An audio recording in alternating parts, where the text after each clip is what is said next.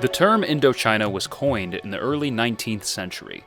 It emphasizes the cultural influence of the Indian civilization and the Chinese civilization in this area now called mainland Southeast Asia, including Myanmar, continental Malaysia, Singapore, Thailand, Cambodia, Laos, and Vietnam.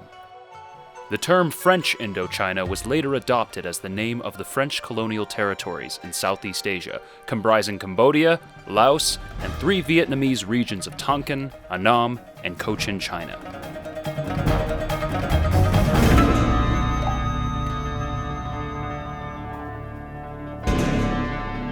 China traditionally looked to its neighbors as the most important countries in its foreign policy domain. These are the states that had tributary relationships with China for centuries.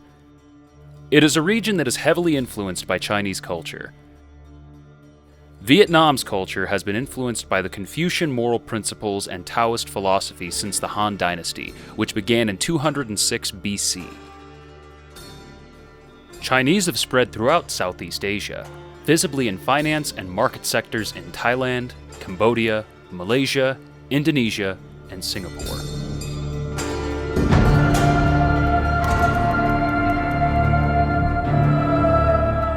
The China-Indochina Peninsula Economic Corridor, CICPEC, was initiated in 2010 and incorporated later into the Belt and Road Initiative.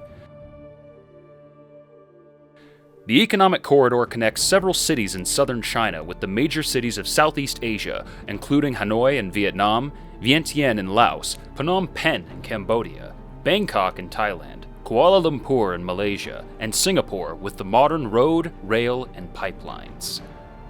The corridor serves as an important infrastructure for Red China's domination of Southeast Asia.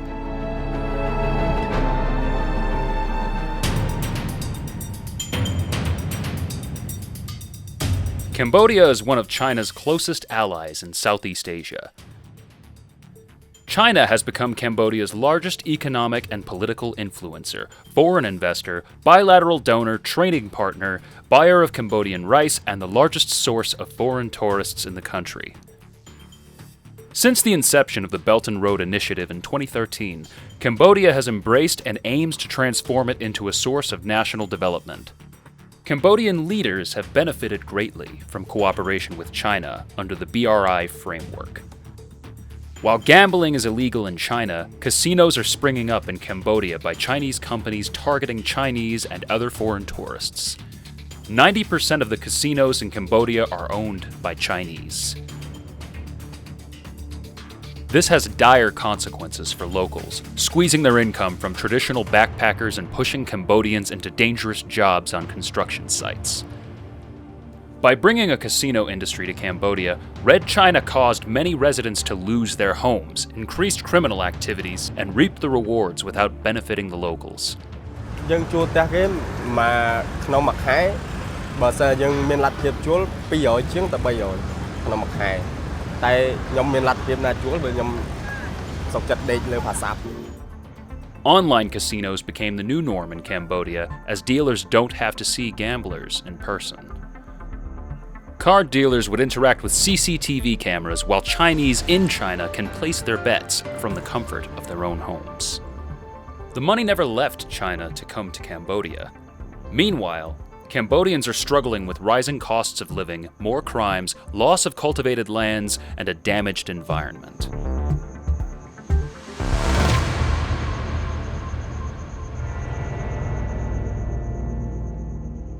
China is Laos' largest foreign investor and aid provider, as well as its second largest trade partner.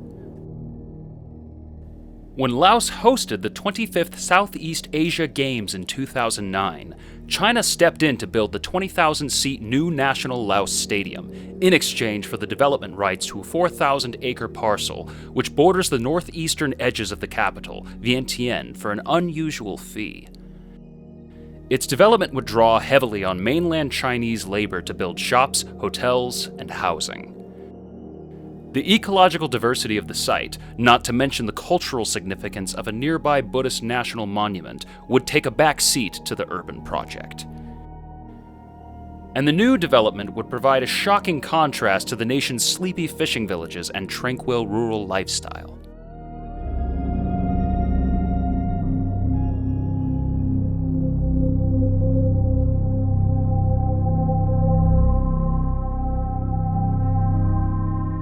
In 111 BC, Chinese troops invaded the kingdom of Nam Viet.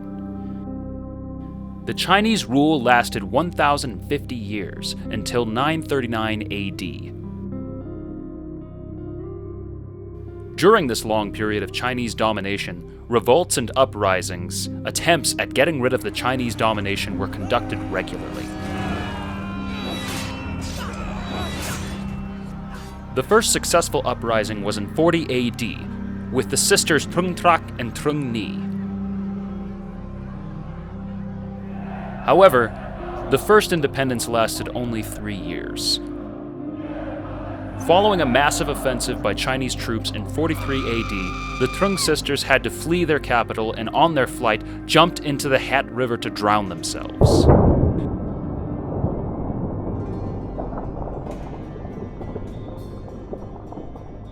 It was not until 939 that Vietnamese naval forces under the command of Ngo Nguyen destroyed the Chinese fleet on the Bac Dong River, ending Chinese rule and inaugurating a long period of independence for Vietnam.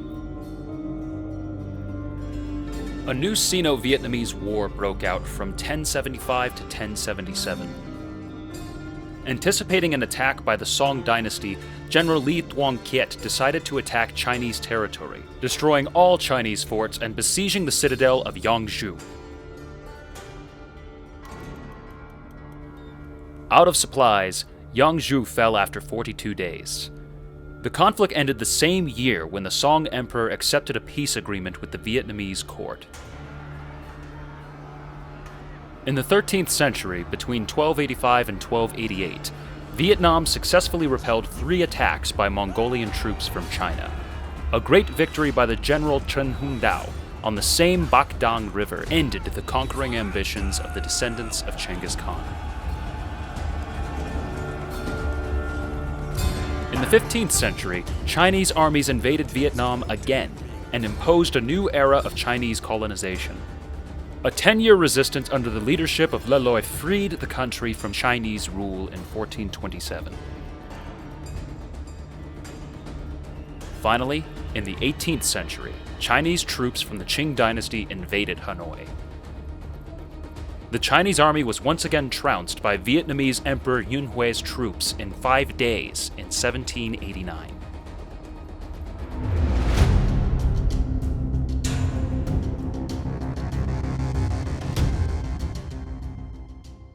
In early 1979, shortly after the end of the Vietnam War, China attacked Vietnam in response to Vietnam's invasion and occupation of Cambodia in 1978, which ended the rule of the Chinese-backed Khmer Rouge, who was committing genocide of its own people.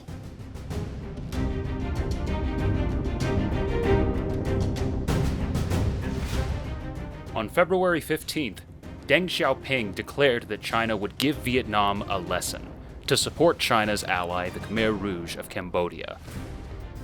After 3 days of bloody fighting, the People's Liberation Army claimed to have crushed several of the Vietnamese People's Army's regular units.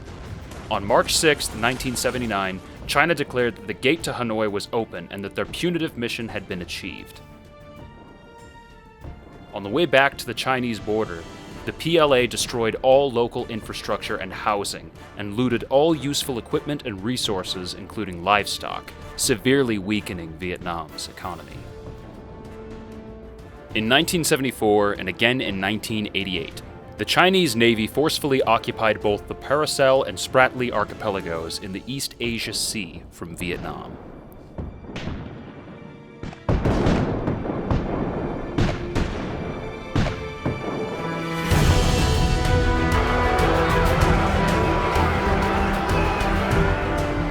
In 2014, a series of anti-China protests occurred, followed by unrest and demonstrations across Vietnam.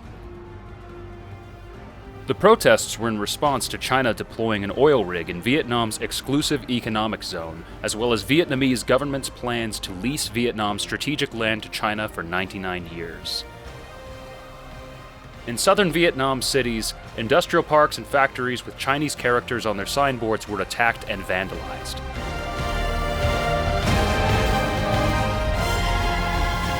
Anti-China sentiment was fueled with grievances among Vietnamese workers who were being exploited and subjected to harsh working conditions imposed by their Chinese employers.